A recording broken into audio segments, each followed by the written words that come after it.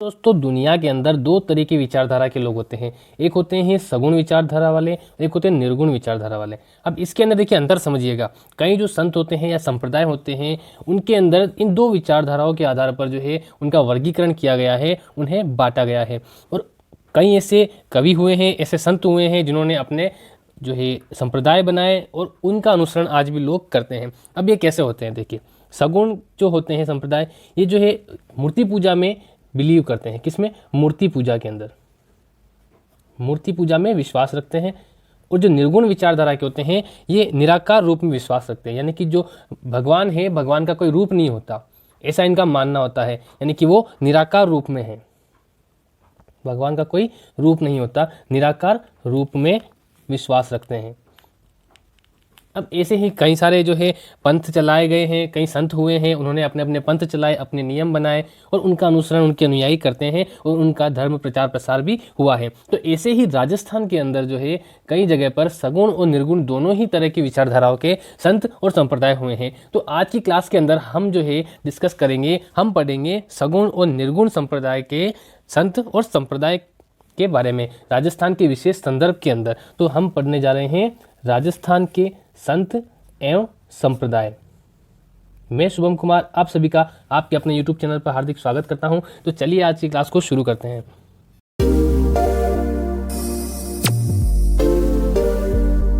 जैसा कि बताया, राजस्थान के संत एवं संप्रदाय का जो टॉपिक है राजस्थान लोक कला और संस्कृति के अंदर पूछा जाता है। इसमें निर्गुण विचारधारा वाले और सगुण विचारधारा वाले कौन कौन से संत हुए हैं, उन्होंने कौन कौन से संप्रदाय चलाए हैं और वो किस क्षेत्र में प्रचलित हैं, इन सारी जो है इनसे रिलेटेड क्वेश्चन जो है पूछे जाते हैं। तो इन्हीं क्वेश्चन को हम अटेंड करेंगे। उससे पहले जो है हमें इनका बेसिक जो है जानना बहुत ज़रूरी है। ठीक है, तो बेसिक अगर नहीं समझेंगे, इस कॉन्सेप्ट को हम नहीं समझेंगे तो आगे उनके क्वेश्चन जो अटेंड हम सही ढंग से नहीं कर पाएंगे। तो इस वीडियो को अंत तक जरूर देखिए, स्किप नहीं करिएगा, लास्ट तक बने रहिए और इसे पूरा देखिए और आप स्टेप बाय स्टेप इसे समझ जाएंगे। मैंने बताया कि निर्गुण क्या होता है और सगुण क्या होता है।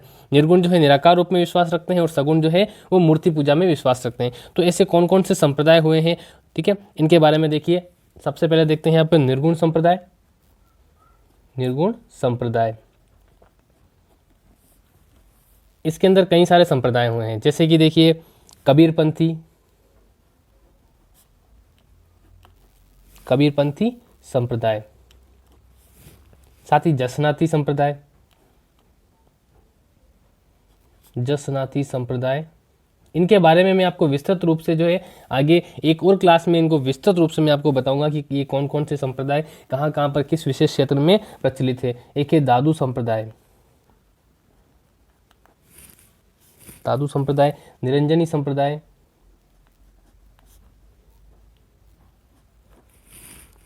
परनामी संप्रदाय, परनामी संप्रदाय,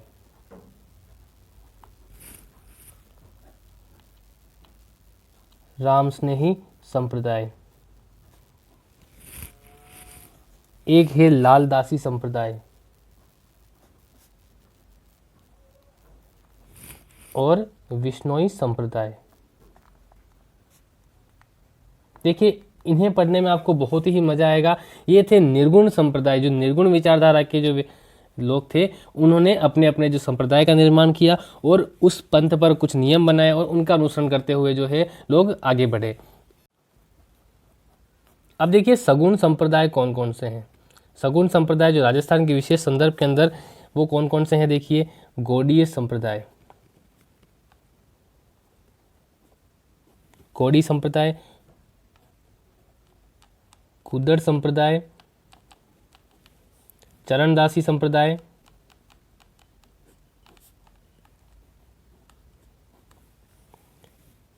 एक है धन्नाबंसी, धन्नाबंसी संप्रदाय,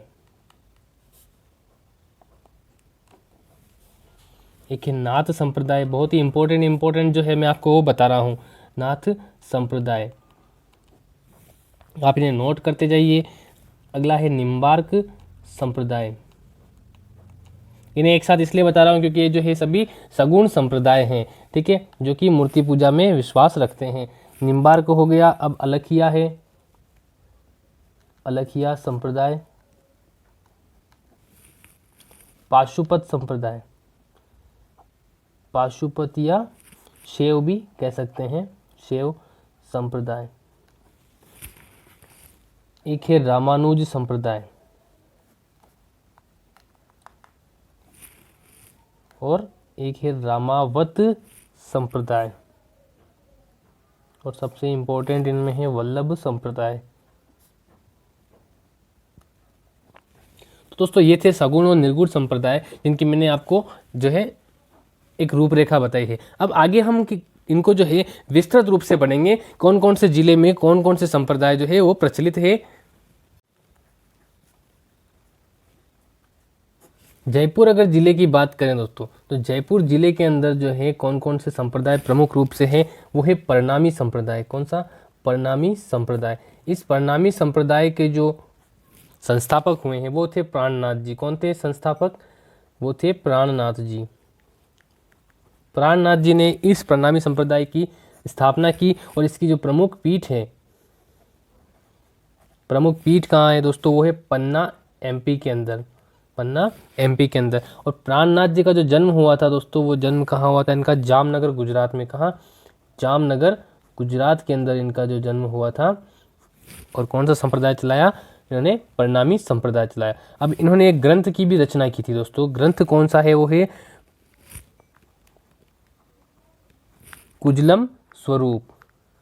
देखिए ये जो है, जो भी मैं नोट करवा रहा हूँ, इनमें से क्वेश्चन हमेशा आए हुए हैं, कहीं ना कहीं इनके क्वेश्चन जो है आए हैं, तो उन्हीं को मैं आपको नोट करवा रहा हूँ। तो आप इन्हें नोट करते रहिए और इन्हें पढ़िए और याद कीजिए कि कौन कौन से इसके संस्थापक हुए हैं। प्राणनाथ जी का जन्म कहाँ हुआ था? जामनगर गुजरात के अंदर। इन्होंने कौन सा ग्रंथ लिखा था? वो लिखा था कुजलम स्वरूप। ठीक है। और इनकी प्रमुख पीठ कहाँ है परनामी संप्रदाय की? वो है पन्ना एमपी के अंदर। ठीक है।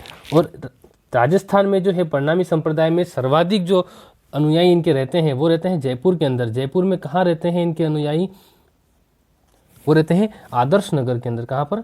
आदर्श नगर के अंदर, वहाँ पर जयपुर के अंदर ही रहते हैं। और परनामी संप्रदाय का एक मंदिर बना हुआ है। वो मंदिर कहाँ बना हुआ है दोस्तों? ये है वैशाली नगर के अंदर। कहाँ पर? वैशाली नगर में इनका मंदिर बना हुआ है। अब अगला है रामानुज। रामानुज जो संप्रदाय है दोस्तों, इसके संस्थापक जो थे वो संस्थापक थे रामानुजाचार्य। कौन थे? रामानुजाचार्य। ठीक है। और ये कौन सा? ये सगुण संप्रदाय है, जिसके बारे में आपको पहले ही बता चुका हूं कि कौन सा संप्रदाय सगुण है और कौन सा निर्गुण है। अब देखिए रामानुज संप्रदाय के संस्थापक जो कौन हो गए? वो रामानुजाचार्य हो गए। इनकी जो प्रधान पीठ है, प्रधान पीठ इस संप्रदाय की कहाँ पर है? वो है गलता जी। गलता जी जयपुर के अंदर है। और इस गलता जी को क्या किस नाम से जाना जाता है? इसको बंदरों की घाटी कहा जाता है। क्या? बंदरों की घाटी नाम से जाना जाता है। साथ ही इन्हें गलता जी को छोटी काशी भी कहा जाता है। क्या? छोटी काशी भी कहा जाता है। और यहाँ जो रामानुज के जो उपास्य देव थे वो कौन है? राम है। उपास्य देव कौन है? राम। इसीलिए इस संप्रदाय का नाम हो गया रामानुज और संस्थापक है रामानुजाचार्य। ठीक है। प्रधान पीठ गलता जी, जिसे बंदरों की घाटी या छोटा काशी भी कहा जाता है। ये इंपॉर्टेंट है, इन्हें नोट कर लीजिएगा। अब अगला है जयपुर के अंदर ही गौड़ी संप्रदाय। कौन सा? गौड़ीय संप्रदाय। गौड़ी संप्रदाय के अंदर देखिए इसके जो संस्थापक हुए हैं वो संस्थापक कौन थे? गौरांग जी। कौन? गौरांग महाप्रभु चैतन्य। ये जो थे इनके गौड़ी संप्रदाय के संस्थापक थे। और इनकी जो प्रधान पीठ है वो जयपुर के अंदर ही है। कहाँ पर? गोविंद देव जी मंदिर। कहाँ? गोविंद देव जी मंदिर। यहाँ पर इनकी प्रधान पीठ है गोविंद देव जी का मंदिर। ये जो गोविंद देव जी का जो मंदिर है, यहाँ के जो जयपुर के जो नरेश थे, जयपुर नरेश जो है वो स्वयं को क्या मानते थे? इनका दीवान मानते थे स्वयं को। जैसे कि उदयपुर के जो नरेश हुआ करते थे, राजा हुआ करते थे, वो किसको मानते थे? वो एकलिंग जी के दीवान स्वयं को मानते थे, उन्हें दीवान कहा जाता था। उसी प्रकार जयपुर के जो नरेश है वह स्वयं को गोविंद देव जी के दीवान मानते थे। गोविंद देव जी को इनका दीवान मानते थे। ठीक है। और ये गोविंद देव जी का जो मंदिर है ये किसने बनवाया था? ये सवाई जय सिंह ने बनवाया था। किसने मंदिर जो बनवाया था, ये मंदिर का निर्माण सवाई जय सिंह द्वारा करवाया गया था। अब एक और जो संप्रदाय है जयपुर के अंदर, बहुत ही विस्तृत बड़ा संप्रदाय है, वो संप्रदाय है दादू संप्रदाय। कौन सा? दादू संप्रदाय। इसके अंदर से कई बार कई सारे क्वेश्चन अलग अलग घुमा के पूछ लिए जाते हैं, तो इसके बारे में हम विस्तृत रूप से जानेंगे। देखिए, इसके जो संस्थापक हैं, दादू संप्रदाय के जो संस्थापक है वो थे दादू जी। कौन? दादू जी, जिन्हें राजस्थान के कबीर, क्या? राजस्थान के कबीर नाम से जाना जाता है। इनका उपनाम क्या हुआ दादू जी का? राजस्थान के कबीर। इनका जो दादू जी का जन्म हुआ था दोस्तों, वो जन्म कब हुआ था? 1544 के अंदर अहमदाबाद में हुआ था। कहाँ पर? अहमदाबाद में हुआ था इनका जन्म। और इनके जो गुरु थे, इनके गुरु कहाँ है? वृंदावन में। कहाँ इनके गुरु? दादू जी के वृंदावन में। ठीक है। और इनकी जो कार्यस्थली रही है, दादू जी की कार्यस्थली कहाँ कहाँ है? की जो कार्यस्थली रही है दोस्तों, वो है एक तो नरैना के अंदर। जयपुर से बाहर जब अजमेर की ओर आते हैं तो वहाँ पड़ता है नरैना, वहाँ नरैना में है। या फिर नारायणा, क्या कहते हैं? नारायणा। या फिर मावट झील जो है आमेर के अंदर। कहाँ पर? मावट झील जो है, मावट झील, ये झील कहाँ है? आमेर के अंदर। कहाँ पर? आमेर महल के पीछे है मावट झील, वहाँ जो है इनकी कार्यस्थली रही है दादू जी की। अब देखिए, इन्होंने दादू संप्रदाय की स्थापना कब करी थी? स्थापना हुई थी 1574 के अंदर। कब? 1574 के अंदर। और यहाँ की जो प्रमुख पीठ है, प्रधान पीठ जो है दोस्तों, ये है नारायणा गांव। कहाँ पर? नारायणा गांव के अंदर जो है यहाँ पर इनकी प्रधान पीठ है। और यहाँ पर 5 भागों में, इस संप्रदाय को 5 भागों में बांटा गया है। 5 भागों में बांटा गया है। कौन कौन से? देखिए, पहला तो है खाकी, दूसरा है खालसा, ठीक है, तीसरा है नागा, चौथा है विरक्त, और 5वां है उत्तरादे। कौन कौन से? देखिए, 5 भागों में इस संप्रदाय को बांटा गया है। खाकी, खालसा, नागा, विरक्त और उत्तरादे। ठीक है। अब देखिए, यहाँ जो इनके दादू जी के 52 शिष्य हुए, कितने? 52 शिष्य, 52 स्तंभ कहलाए। जो क्या कहलाए? 52 स्तंभ कहलाए। ठीक है। और दादू संप्रदाय के अंदर जो है दोस्तों, शव को नहीं जलाया जाता, शव नहीं जलाते हैं इस संप्रदाय में। कौन से संप्रदाय में? दादू संप्रदाय के लोग शव को नहीं जलाते हैं, ये जंगल में फेंक देते हैं। क्या कर देते हैं? जंगल में फेंक देते हैं, ताकि चील को इनको खा जाए बस। और ये जो इनका जो सत्संग स्थल है दोस्तों, उसे क्या कहा जाता है? सत्संग स्थल जो होता है उसे अलख दरीबा, क्या कहते हैं? अलख दरीबा। बहुत ही इंपॉर्टेंट है, इस चीज़ को आप ध्यान रख लेना कि अलख दरीगा, अलख दरीबा, ये किसे कहा जाता है? सत्संग स्थल जो है दादू संप्रदाय के लोगों का, उसे क्या कहा है? अलख दरीबा कहा जाता है। और यहाँ पर जो है दादू जी के दोहे फेमस है, दादू दोहा या दादू वाणी, इनका ग्रंथ है, बहुत ही फेमस है, जो कि ढूंढानी भाषा में लिखा गया है। दादू दोहा या दादू वाणी ग्रंथ कौन से संप्रदाय का है? दादू संप्रदाय का। ठीक है। और इनकी जो वंश वृद्धि होती है दोस्तों, वंश की जो वृद्धि होती है वो गोद लेकर होती है। कैसे? ये गोद लेते हैं और अपनी वंश वृद्धि कहते हैं। और जिसे क्या कहा जाता है? जिसे कहते हैं चेला मुंडना। क्या कहते हैं? चेला मंडना या चेला मुंडना कहा जाता है। इन्हीं से जुड़े कुछ इंपॉर्टेंट चीज़ें लिख लीजिए आप। इनके जो प्रमुख शिष्य हुए हैं, प्रमुख शिष्य का क्या नाम था? सुंदर दास जी, सुंदर दास जी। जिनकी प्रधान पीठ जो है, प्रधान पीठ कहाँ है? गेटोलाब दोसा के अंदर, गेटो तालाब दोसा के अंदर जो है इनकी प्रधान पीठ है। और इन्हें सुंदर दास जी को, बहुत ही इंपॉर्टेंट चीज़ है, बहुत ही इंपॉर्टेंट, इन्हें दूसरा शंकराचार्य कहा जाता है। भारत का जो है दूसरा शंकराचार्य इन्हें कहा जाता है। क्या? शंकराचार्य। किसे कहा जाता है? इनके प्रमुख शिष्य सुंदर दास जी को। ठीक है। अब देखिए, अगला जो है एक और प्रमुख शिष्य जो उनके हुए हैं वो रज्जब जी। कौन से